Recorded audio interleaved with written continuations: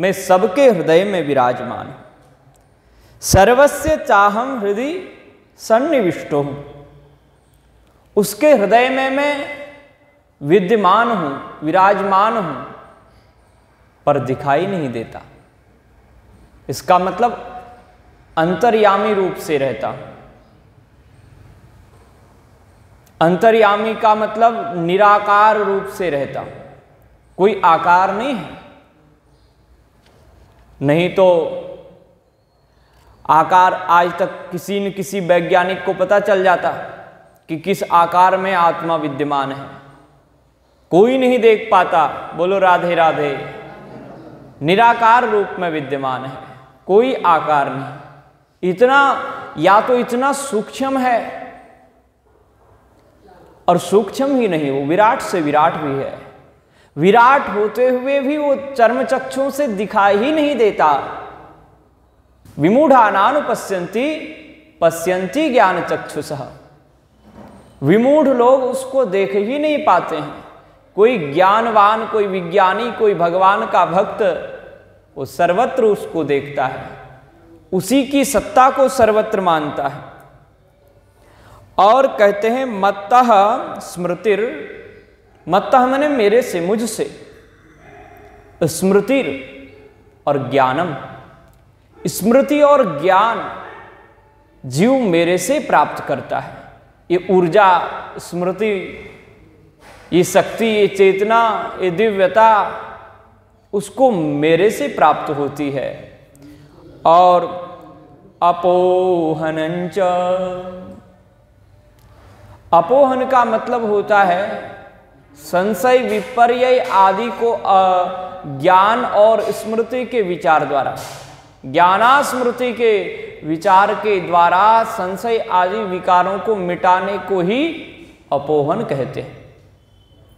और ये अपोहन बहुत आवश्यक है। अपोहन का अपर नाम कहें तो निधिध्यासन कह सकते हैं। निरंतर चिंतन, मनन, विचारशीलता, सहज स्वभाव, सहज विचार, सहज विचार हमारा होना चाहिए। हम विचारों में खोए रहें, किसके? उस परमात्मा के। विचार ही व्यक्ति को उस तत्व का ज्ञान करा सकता है। तो संशय जब तक है तब तक जीव भगवान को पाने के बाद भी वह विषाद में रहता है। ईश्वर उसके पास है, संशय है नहीं है या नहीं है, ये परमात्मा में कोई शक्ति है या अपना है या नहीं है, हमारे साथ धोखा तो नहीं करेगा। जब तक ये भी संशय विकार आदि हमारे पास हैं, कभी जीव को परम शांति मिलने वाली नहीं है, शाश्वती शांति नहीं मिलेगी।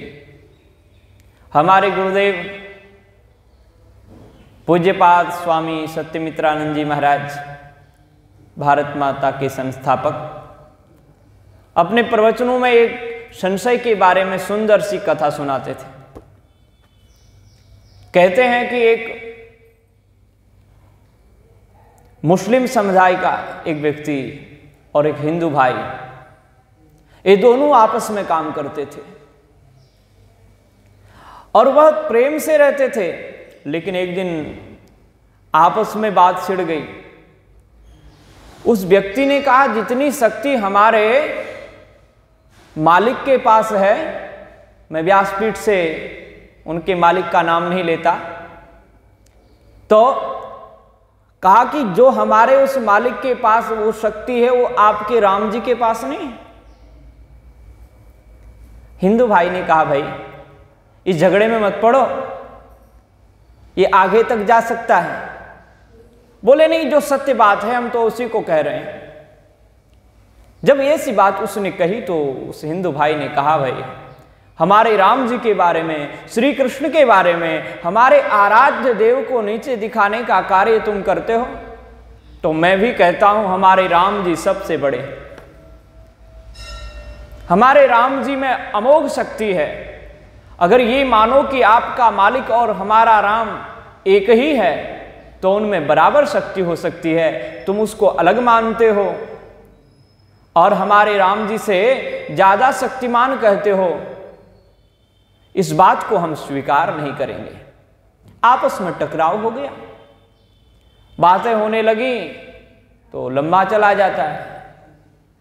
अब उन्होंने कहा देखो भैया, हम तो आपस में मित्र हैं, अब देवता की चर्चा करते करते शत्रु न बन जाए, इसलिए इनकी परीक्षा ले लेनी चाहिए। बोले परीक्षा कैसे लें? उसने कहा देखो भैया, हमारा जो मालिक है वो हमारी हर जगह रक्षा करता है, सब जगह रक्षा करेगा। तुम्हारे राम जी तुम्हारी रक्षा कर सकते हैं? उन्होंने कहा क्यों नहीं। तो परीक्षा का क्या केंद्र बनाया जाए? बोले वृक्ष है, इस वृक्ष में चढ़ जाते हैं, नीचे खाई है, और ऊपर से वृक्ष में चढ़ने के बाद नीचे खाई में कूद मारना है, और जिसका मालिक बचाने आएगा उसी का मालिक सर्वशक्तिमान कहलाएगा। परीक्षा हो जाएगी। 2-4 लोग भी खड़े हो गए देखने के लिए, और अब दोनों को कहा, दोनों को वही काम करना है, पेड़ में चढ़ना है और खाई में कूदना है, और जिसका इष्ट सर्वशक्तिमान सर्व होगा वह उसकी रक्षा करेगा।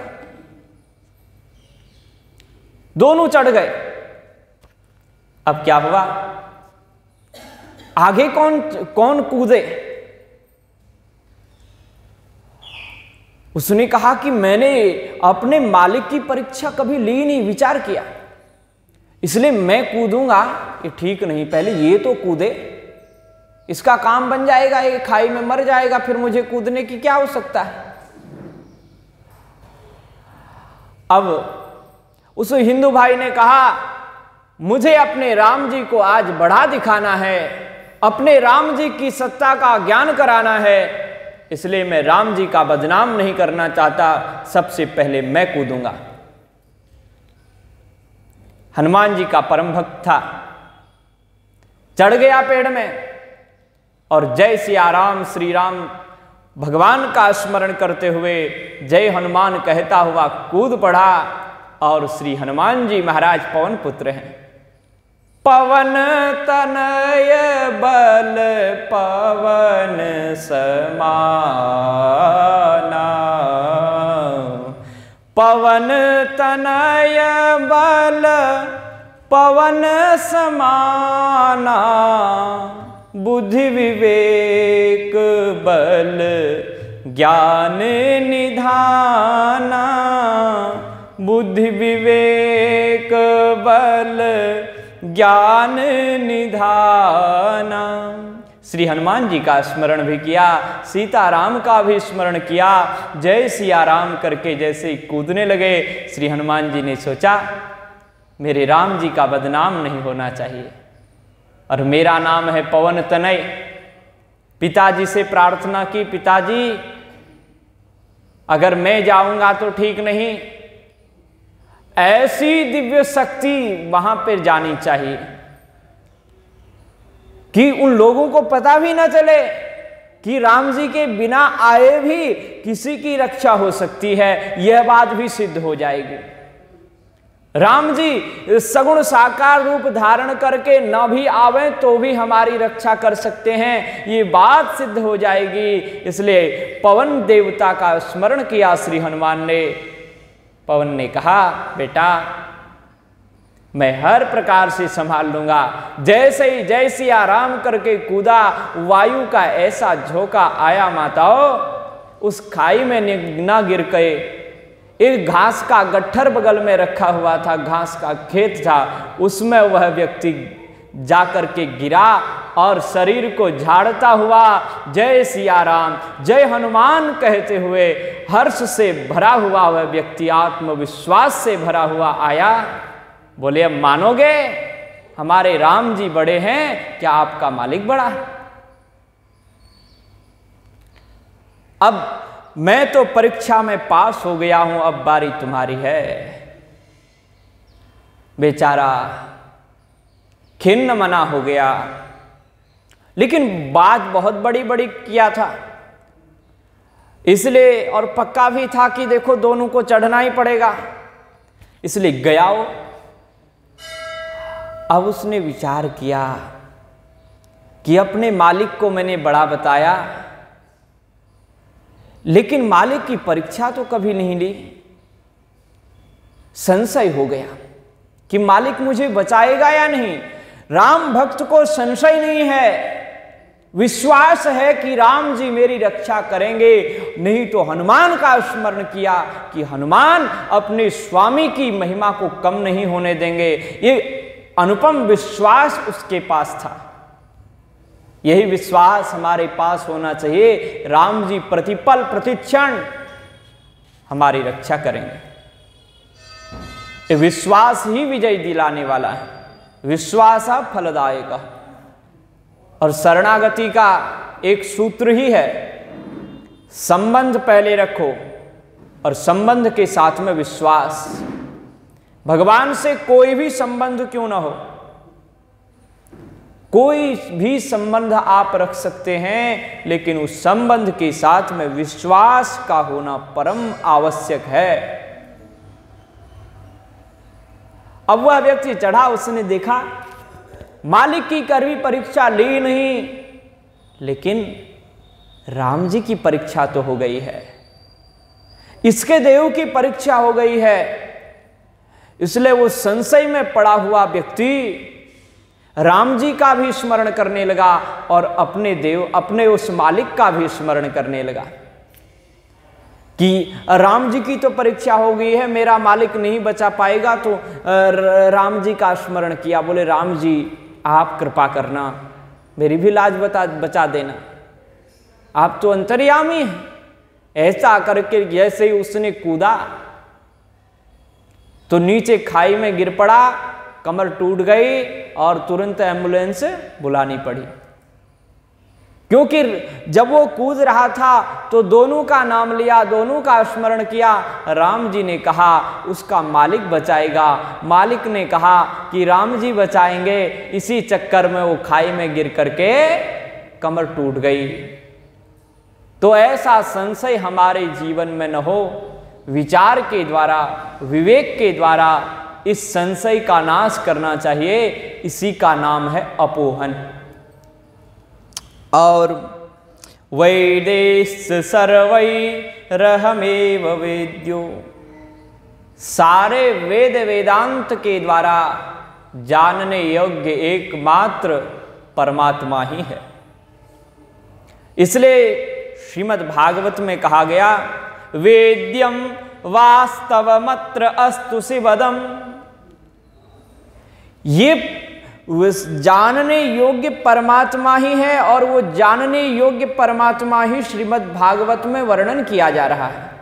उसी की लीलाओं का यहां गायन किया जा रहा है।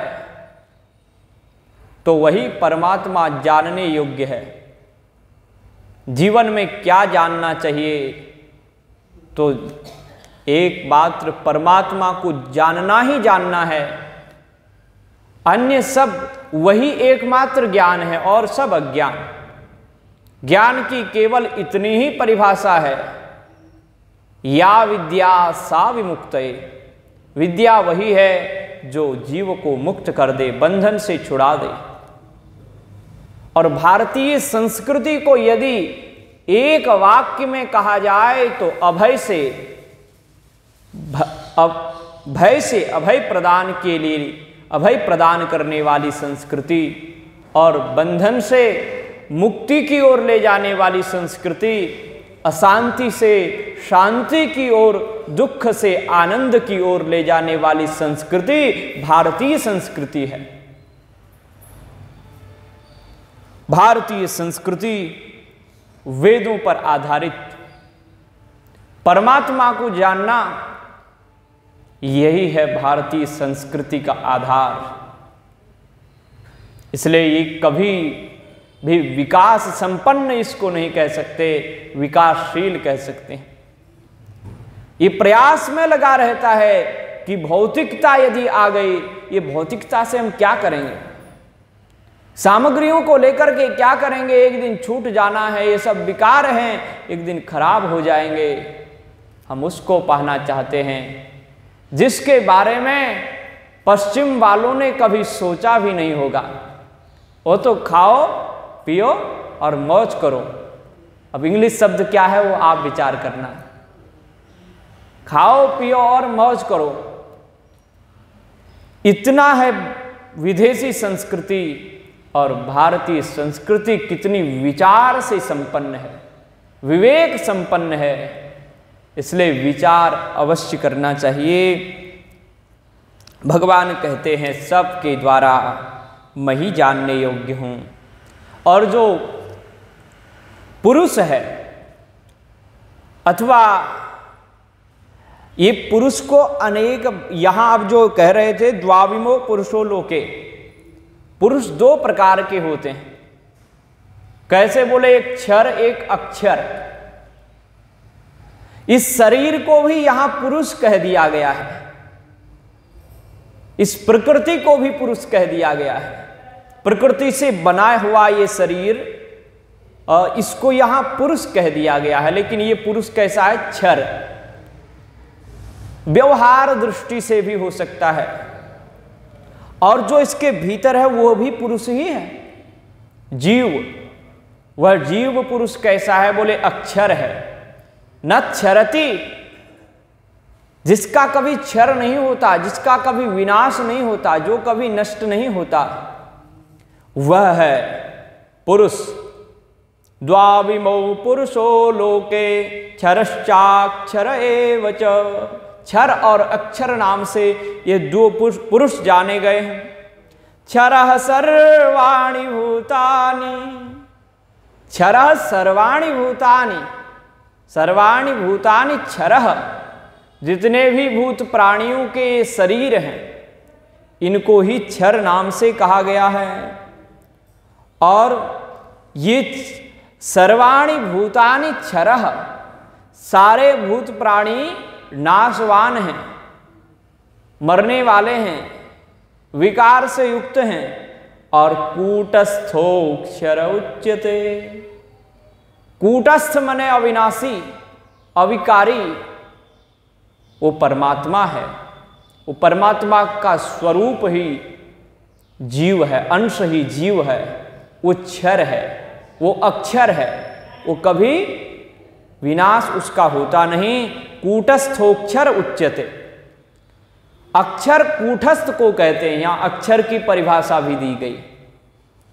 अक्षर जो होता है वो कूटस्थ होता है, अविनाशी होता है। यहां वो पुरुष, और पुरुष को शरीर पहला पुरुष, और जो दूसरा है वह जीवात्मा है। इसी को 13वें अध्याय के प्रथम श्लोक में कहा, इदं शरीरम कौन्तेय क्षेत्रमित्यभिधीयते एतद्यो वेत्ति तं प्राहु क्षेत्रज्ञ इति तद्विदः। यहां भगवान कहते हैं इदं शरीरम कौन्तेय, जो ये शरीर है, क्षेत्रम इति अभिविधीयते, अभिधीयते, इस क्षेत्र को, इस शरीर को ही, इदम शरीरम, इसी शरीर को क्षेत्र जानना चाहिए। भगवान ने इसको क्षेत्र संज्ञा दी शरीर को। क्षेत्र की विशेषता होती है, जो बीज आप क्षेत्र में डालोगे, खेत में डालोगे, वही बीज वहां उग जाता है, पनप जाता है। लेकिन वह बीज तब उगता है जब उसका समय आता है। हम शुभ और अशुभ कर्म करते हैं।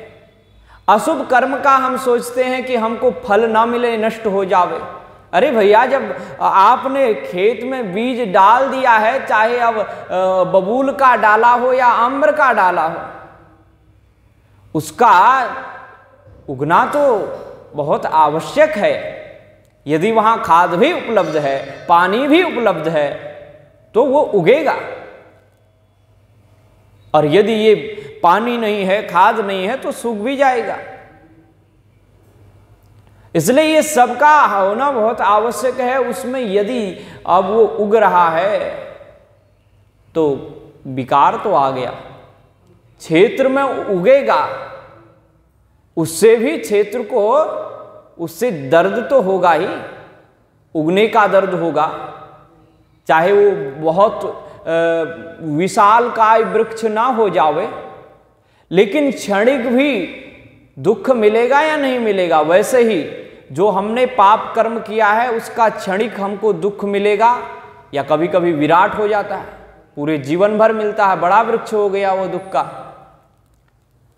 और ऐसे ही सुख भी हमने वो पुण्य कर्म किया है तो उसका बीज भी सुख रूप फल हमको मिलेगा, लेकिन कब मिलेगा, ये समय के अनुसार। इसलिए जो कर्म करें हम उसकी इच्छा फल आशा उसी समय ना चाहें कि हमने कर्म किया है तो हमको इसी समय मिलना चाहिए, एक कब मिलेगा इसका कोई भरोसा नहीं। एक सज्जन हमको कह रहे थे हम तो बहुत अच्छे हैं, बहुत अच्छे अच्छे कर्म करते हैं, लेकिन हमको दुख ही क्यों मिल रहा है। तो इसमें हम आपको क्या बता सकते हैं, दुख इसलिए मिल रहा है आपके कर्म ऐसे ही थे। आप इस जन्म की बात कहते हैं हमने बहुत अच्छे कर्म किए, पूर्व की कोई डायरी बनाई, पूर्व जन्मों के कोई कर्मों का आपके पास लेखा जोखा है, तो पूर्व जन्मों का भी तो जीव को भोगना पड़ता है। बोलो राधे राधे। तो क्षेत्र कहा गया इस शरीर को, और एतद्यो वेति तम प्राहु क्षेत्रज्ञ इति तद्विदः। और इस क्षेत्र में जो विद्यमान जीवात्मा है उसको क्षेत्रज्ञ कहा गया। और इसी बात को 7वें अध्याय में भी भगवान ने बताया। जो विषय कहना है वो स्पष्ट हो जाना चाहिए, हमारे शास्त्रों का यही मत है। तब कहते हैं वहां पे 7वें अध्याय के 4थे और 5वें श्लोक में, भूमिरापो नलो वायु खम मनो बुद्धिरेव च अहंकार इति यम्मे भिन्ना प्रकृतिरष्टधा। भूमि,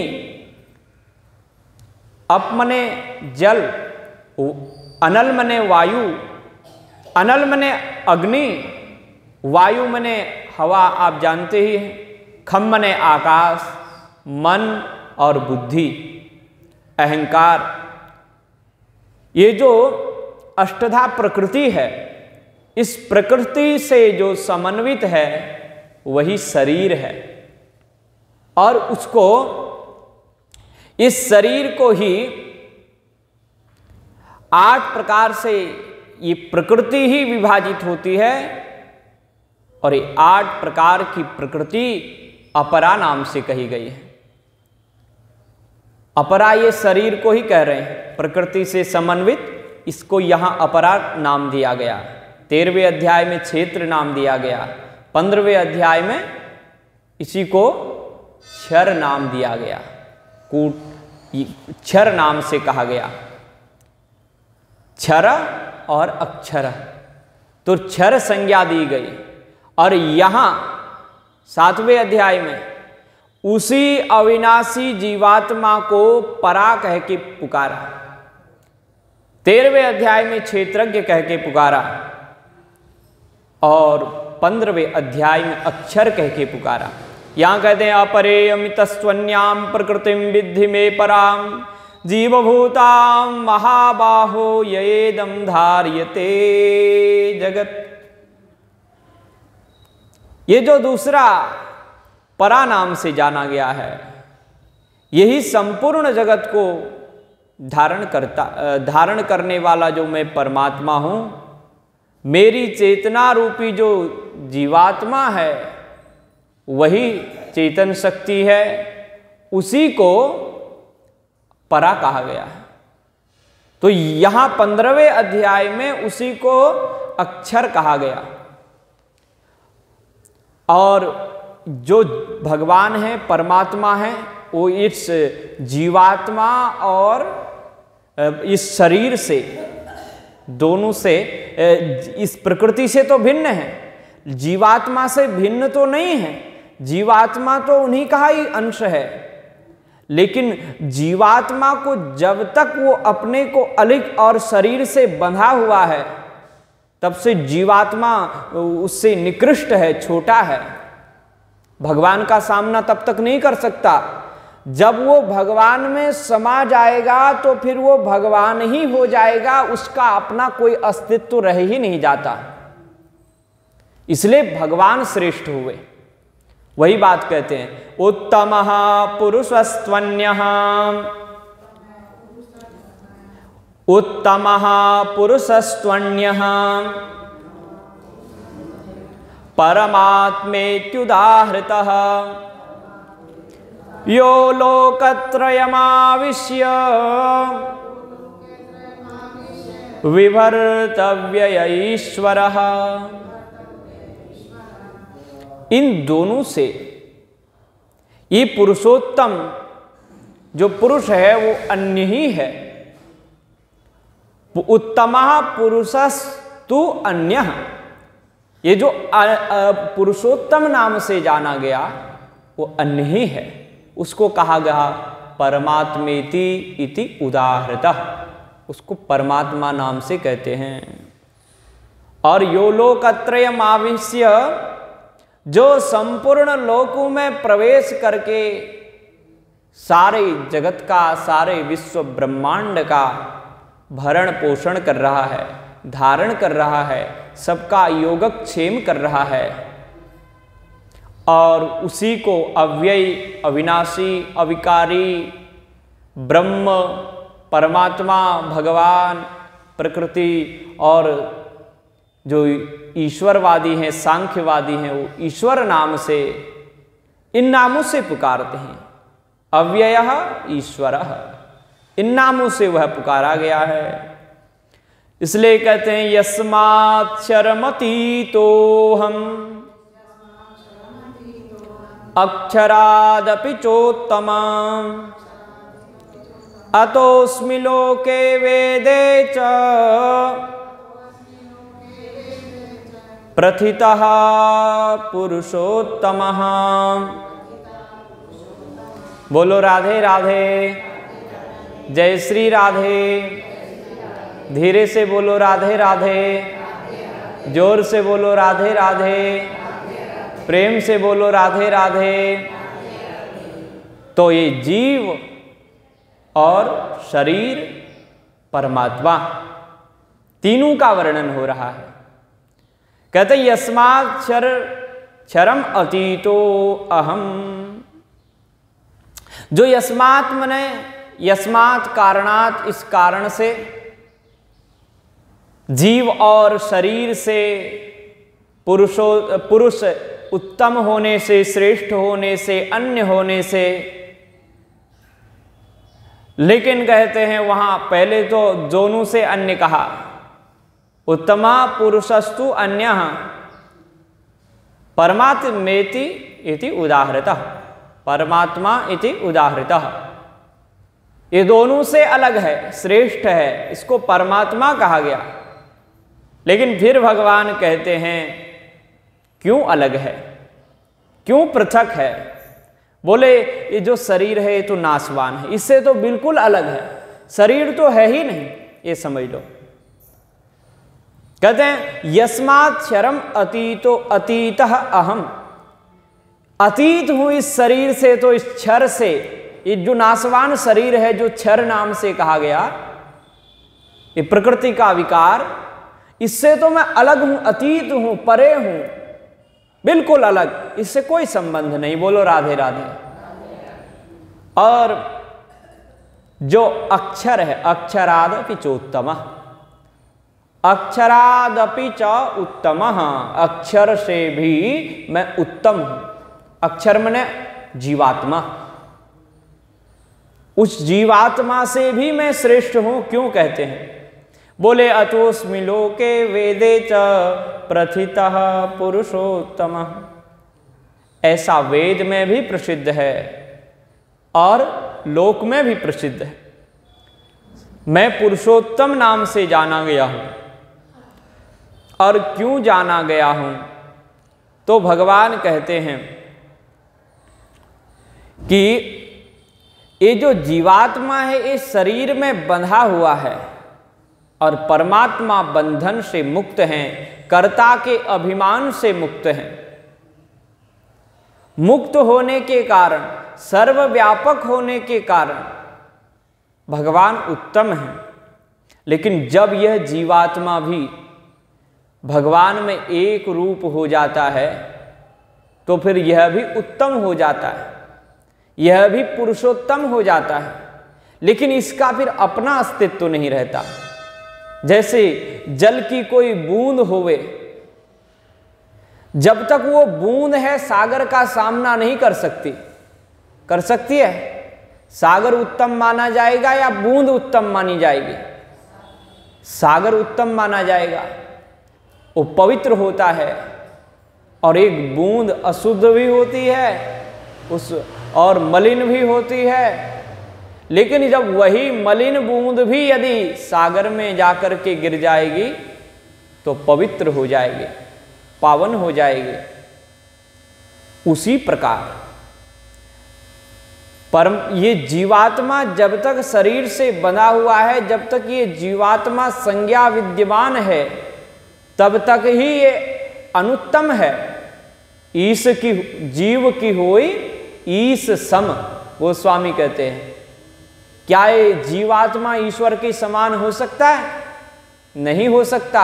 है तो उसी का अंश, इसमें भी सुख है, आनंद है, लेकिन उतना विद्यमान नहीं है जितना वो है। जल तत्व में एक बूंद में भी सागर का जो सागर में गुण विद्यमान है वो एक बूंद में भी है। लेकिन जो काम सागर करेगा अथवा एक नदी कर देगी, वो काम एक बूंद नहीं कर सकती। उसके स्वके आनंद के लिए, अपने लिए वो शीतल है, वो भी जल है। बोलो राधे राधे। तो ऐसे ही कहते हैं अतोस्मि लोके वेदे च प्रथितः पुरुषोत्तमः, मैं लोक और वेद में प्रसिद्ध हूँ कि उस क्षर शरीर से अतीत हूँ, परे हूँ और जीवात्मा से भी उत्तम हूँ, श्रेष्ठ हूँ। अक्षरादपि उत्तमः, अक्षरादपि च उत्तमः। और यो मामेवम सम्मूढ़ो जानाति पुरुषोत्तमम्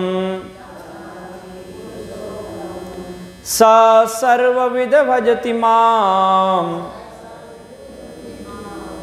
सर्वभावेन भारत। लेकिन मेरे को वही जान सकता है जो विमूढ़ न होए, असम्मूढ़। जो विद्वान होगा, जो जानकार होगा, तत्वज्ञ होगा, विचारवान होगा, वही मुझे जान सकता है। कोई मूढ़ मुझे नहीं जान सकता। कोई शरीर को मैं मानने वाला, शरीर में फंसा रहने वाला, विषयों में रमा रहने वाला, संसार से संबंध रखने वाला व्यक्ति मुझे नहीं जान सकता। केवल व्यावहारिक संबंध रखना चाहिए, लेकिन दृढ़ संबंध रखने वाला परमात्मा को नहीं जान सकता। व्यवहार तो करना ही है, संसार से कोई अलग नहीं रह सकता, कहीं न कहीं संसार में रहेगा। और सबसे बड़ा संसार क्या है? लोग कहते हैं, कल हम एक व्यक्ति के पास गए थे, उसने कहा आप तो बड़े आनंद में रहते हैं, आपको बड़ी शांति होगी। हमने कहा शांति तो है। कैसे कहा शांति नहीं है? जब भगवान के भजन में लगे, ये भगवान के भजन में ही शांति है। उन्होंने कहा कि अब हम भी आपकी तरह सब छोड़ देंगे, हमको भी शांति मिल जाएगी। मैंने कहा छोड़ने से कुछ नहीं मिलेगा। और बाद में पूछा तो बोले अभी 26 वर्ष के हैं और हमारी शादी हो गई। तो शादी जिसकी हो गई है वो घर को क्यों छोड़ के जाए? और छोड़ के जाएगा तो ये गलत बात है। विवाह करने के बाद में एकदम से घर परिवार को फिर नहीं छोड़ना चाहिए। फिर बच्चे होवें तो वो घर परिवार को संभाले, तब उसके बाद भगवान के भजन करो। और भजन तो वही हो सकता है, भजन में ही शांति है। वेश बदल लेना या हरिद्वार में चले जाना, तीर्थों में भ्रमण करना, इसी से केवल शांति नहीं मिलेगी। शांति तो भजन करने से मिलेगी, घर छोड़ने से शांति नहीं मिलेगी। नहीं तो घर छोड़ने वाले तो कई हैं, वो भी अशांत रहते हैं। संत महात्मा भी, जो संत महात्मा का चोला पहन लिए हैं, कपड़े पहन लिए हैं और दुनिया भर के आश्रम बना लिए हैं फिर से, उनको कहीं शांति नहीं है, बड़े परेशान हैं।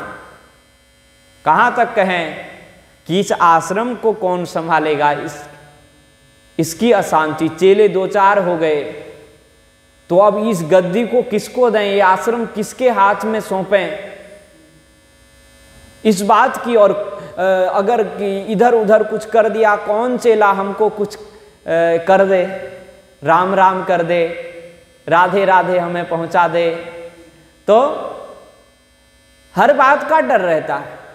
शांति कहाँ? अभयम सत्व संशुद्धिर ज्ञान योग व्यवस्थिति दानम दमस्य यज्ञश्च स्वाध्यायस्तपार्जवम। ये दैवी संपदा में कल प्रवेश करेंगे। जिसके पास ये दैवी संपदा है वही भक्त है, उसी के पास शांति, अभय, निर्भयता रह सकती है। और एक वाक्य गुरुदेव का याद आ गया, जब हम भगवान के भक्त बनने जा रहे हैं, साधक बनने जा रहे हैं, तो निर्भयता हमारे पास होनी चाहिए। निर्भय हमें बनना चाहिए, निर्भय होने का हमें प्रयास करना चाहिए। डर नहीं होना चाहिए, मैं अकेला हूं, ये अनुभव साधक बनने के बाद में कभी नहीं होना चाहिए। मेरे साथ में मेरे गुरुदेव हैं, वो गुरु तत्व मेरे साथ विद्यमान है, शरीर नहीं, गुरु का शरीर नहीं। शरीर तो वही नाशवान है, वही क्षर है। बोलो राधे राधे, जय श्री राधे। हाँ, शरीर तो नाशवान है, उसको मत रखो, उस गुरु तत्व को रखो, उस विराट तत्व को रखो, उस परमात्मा तत्व को अपने साथ में रखो, वह मेरे साथ है। तब पर ऐसा कौन है जो मेरा अनर्थ कर सकता है, मुझे दुख दे सकता है, मुझे कष्ट पहुंचा सकता है। मेरे पास वह सत्ता है, वह सत्ता विद्यमान है जहां दूसरे को किसी प्रकार से प्रवेश ही नहीं मिलता, वहां दूसरा है ही नहीं, मैं और मेरे प्रभु हैं। ये एक भक्त का भाव है, एक संत का भाव। तो जो असम्मूढ़ है वही जान सकता है। घर छोड़ने से, परिवार छोड़ने से शांति मिलने वाली नहीं। शांति तो भगवान के भजन में मिलती है। भगवान का भजन घर में रहते हुए हो सकता है, परिवार में रहते हुए हो सकता है, घर के सारे कार्यों को करते हुए भी हो सकता है। हमारी भावना और हाँ, घर के काम करते हुए भगवान का भजन करें, ये बहुत अच्छी बात है। लेकिन कुछ समय ऐसा निकालें जो केवल भगवान के लिए हो। पूरा दिन वैसे भगवान के लिए ही हम कर रहे हैं, लेकिन एक समय ऐसा कि केवल भगवान, संसार का कोई व्यवहार नहीं। राम जी और हम, संतों ने कहा कुछ समय ऐसा निकालो, प्रेम कर लो राम से। ऐसा समय भी निकालना चाहिए जहां केवल हम राम जी और हम रह जाएं, परमात्मा और हम रह जाएं, और कोई विकार न रहे। ऐसा कोई असम्मूढ़ व्यक्ति ही जान सकता है। यो मामेवम असम्मूढ़ो जानाति पुरुषोत्तमः। जो असम्मूढ़ है, जो विषयासक्त नहीं है, जो भगवदासक्त हो गया है, वही मुझे पुरुषोत्तम नाम से जानता है। और ससर्वविद, वो बुद्धिमान, वो विद, उसको ज्ञानवान कहा गया, प्रज्ञावान कहा गया, धीमान कहा गया। वह व्यक्ति हर समय मेरा भजन करता है। स सर्वविद भजति माम सर्वभावेन भारत। वो हर प्रकार निरंतर मुझ परमात्मा का ही भजन करता है, वो मेरे को ही भजता है। सर्वभावेन, सर्वतो भावे, सब दृष्टि से सारा विचार उसके लिए मेरे लिए है। लेकिन ऐसा कोई असम्मूढ़ कर सकता है? श्री पथिक जी महाराज का 2 मिनट स्मरण कर लें। उन्होंने सुंदर भजन लिखा, ये भजन मुझे बहुत अच्छा लगता है।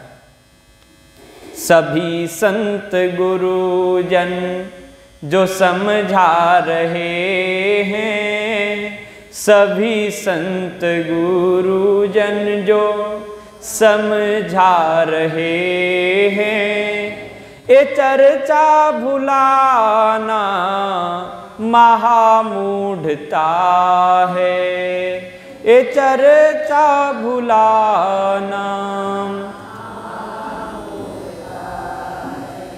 बड़े भाग्य से ऐसा अवसर मिला है, बड़े भाग्य से ऐसा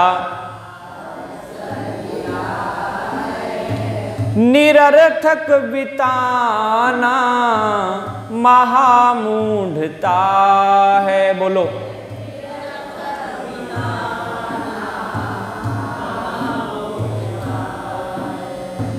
समझ लो ये परिवार कब तक रहेगा,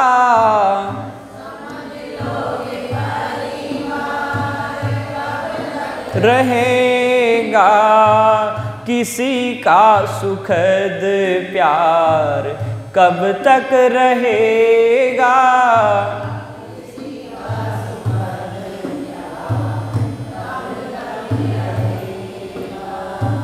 जो माना है अधिकार कब तक रहेगा,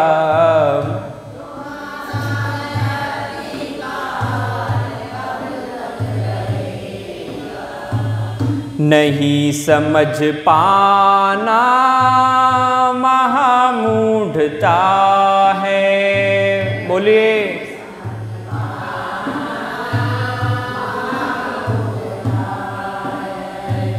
बहुत शीघ्र ही अपना उद्धार कर लो, बहुत शीघ्र ही अपना उद्धार कर लो, जो कर सको पर उपकार कर लो, ऊपर उपकार कर लो, ये अज्ञान की सीमा पार कर लो,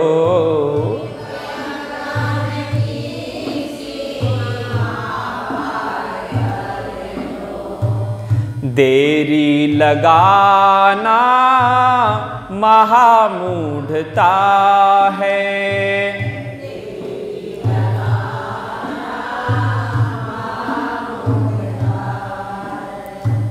जहाँ रह रहे हो निकलना पड़ेगा, जहाँ रह रहे हो निकलना पड़ेगा, नहीं चाहने पर भी चलना पड़ेगा,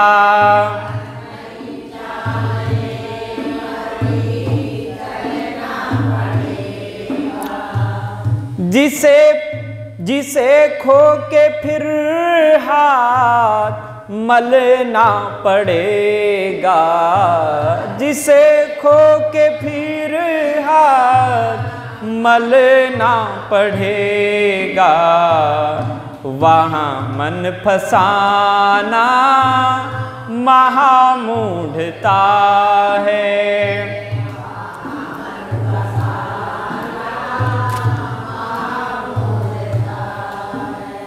सभी संत गुरु जन जो समझा रहे हैं, सभी संत गुरु जन समझा रहे हैं। ये चर्चा भुलाना महामूढ़ता है।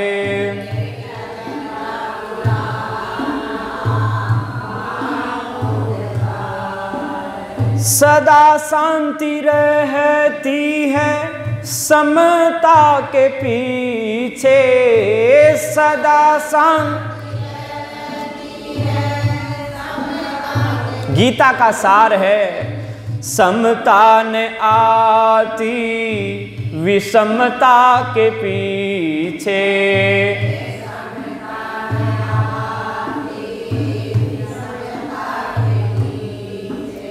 विषमता रहा करती ममता के पीछे, विषमता रहा करती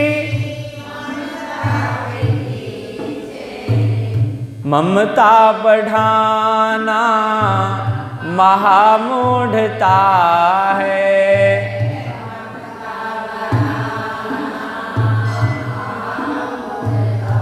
पथिक जी समझा रहे हैं ममता को बढ़ावा देना महामूढ़ता है, फिर भी वोट देने के लिए ममता को ही दोगे। बोलो जय श्री राधे।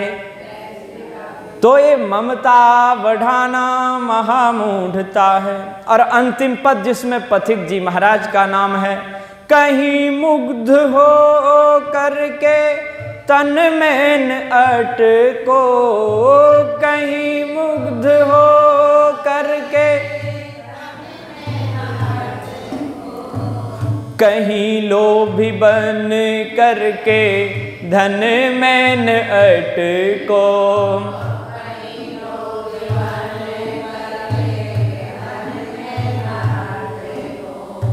अचल में रहो चंचल मन में न अटको, अचल में रहो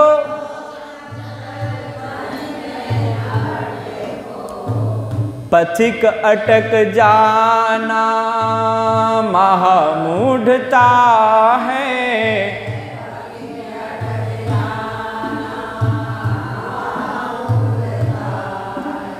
पथिक अटक जाना महामूढ़ता है।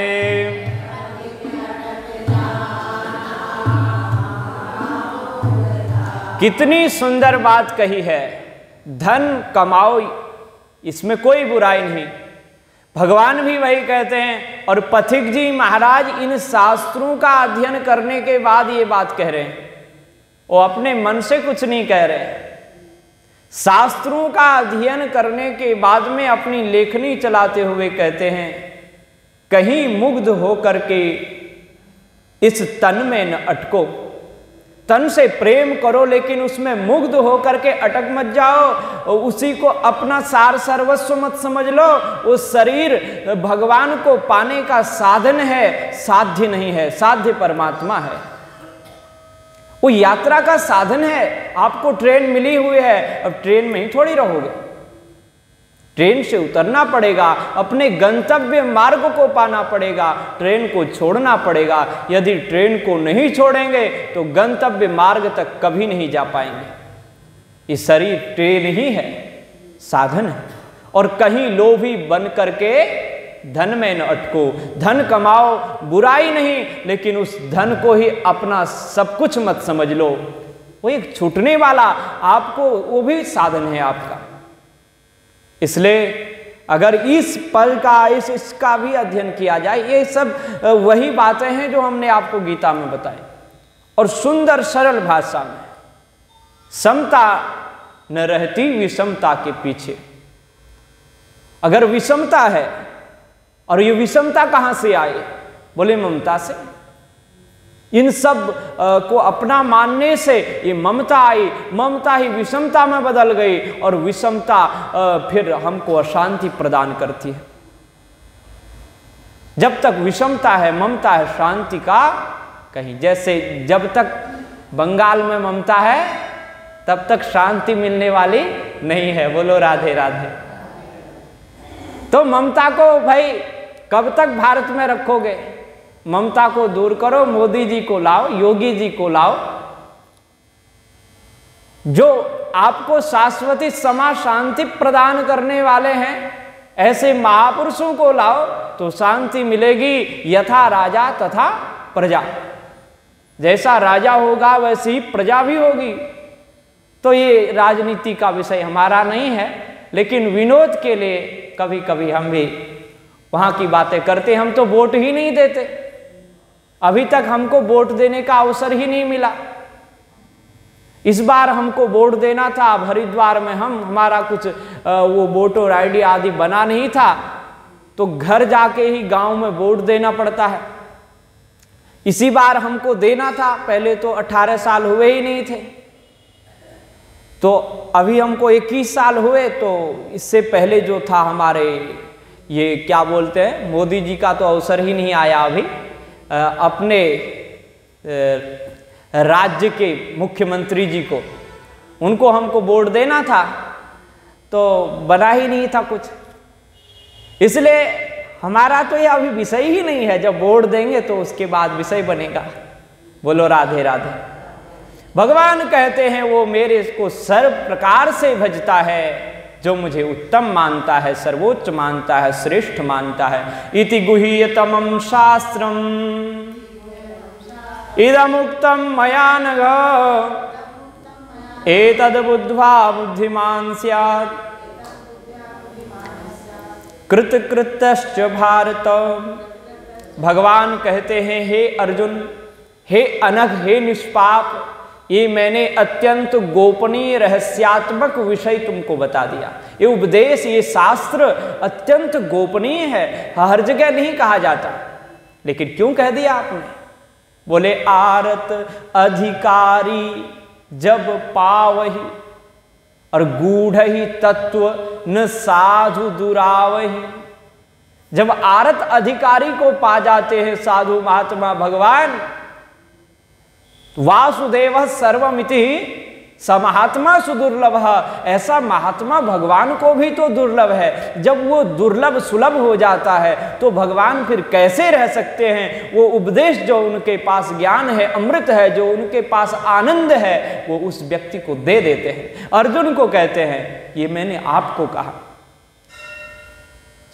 और गूढ़ तत्व न साधु दुरावही, फिर साधु उस गूढ़ तत्व को भी प्रकाशित कर देते हैं, अपने शिष्य परिकर को सुना देते हैं। और भागवत में भी यही कहते हैं श्री सूत जी महाराज से शौनकाद ऋषि, ब्रूहि स्निग्धस्य शिष्यस्य गुरुवः गुह्यमप्युतः। स्निग्ध, स्नेहवान, प्रेमवान शिष्य को देख करके गुरुदेव गोपनीय से गोपनीय विषय दे देते हैं। देखो गुण है स्निग्धस्य, प्रेम में चिकनाई होती है, रस होता है, तो रसवान स्निग्ध प्रेमी को ही यह ज्ञान दिया जाता है। अर्जुन भगवान का सखा है, भक्त है और अपना उनका संबंधी है। संबंध जोड़ा है अर्जुन ने, अनेक संबंध, एक नहीं। कभी सारथी बना लेते, कभी दूत बना लेते हैं, पर उनकी दृष्टि ये परमात्मा है इस पर भी टिकी हुई है। केवल दूत नहीं बनाया, मैं परमात्मा को अपना बना रहा, ये भाव है। तो भगवान कहते हैं मैंने ये सब दिया, जिसको जान करके बुद्धिमान महापुरुष, वह तत्वज्ञ ज्ञानवान कृतार्थ हो जाता है। कृत कृत्यश्च भारत, कृतार्थ हो जाता है, सिद्ध हो जाता है, परिपक्व हो जाता है। परीक्षित ने कथा सुनी तो कहा सिद्धोस्मि अनुगृहीतोस्मि। हे सुखदेव स्वामी, हे गुरुदेव, मैं सिद्ध हो गया हूं, अनुगृहीत हो गया हूं, कृतार्थ हो गया हूं, बस अब कुछ नहीं जानना। और यन लब्ध्वा पुमान सिद्धो भवति तृप्तो भवति आत्मा रामो भवति। जिसको जानने के बाद सिद्ध हो जाता है, तृप्त हो जाता है, आत्मा राम हो जाता है, वही तो ये ज्ञान है। तो अर्जुन को एक कृतार्थ होने का दिव्य उपदेश सुनाया। कल से हम दैव संपद और आसुरी संपद का वर्णन सुनेंगे।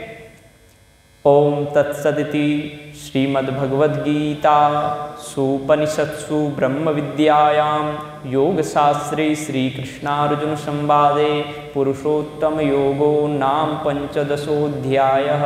श्रीकृष्णाय नमः। श्रीकृष्णार्पणमस्तु।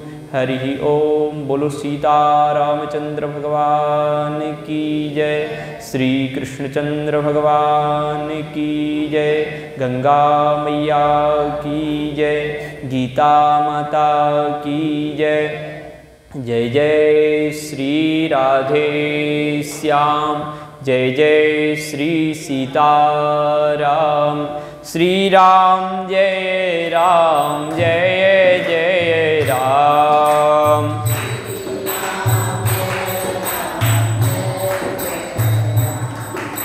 श्री राम जय राम जय जय राम।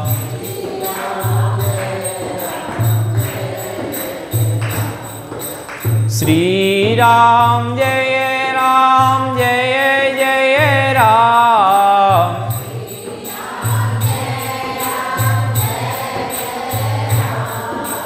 श्री राम जय राम जय जय राम।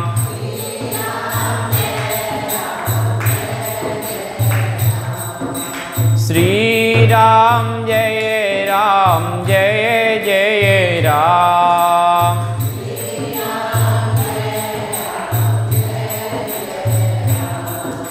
श्री राम जय राम जय जय राम।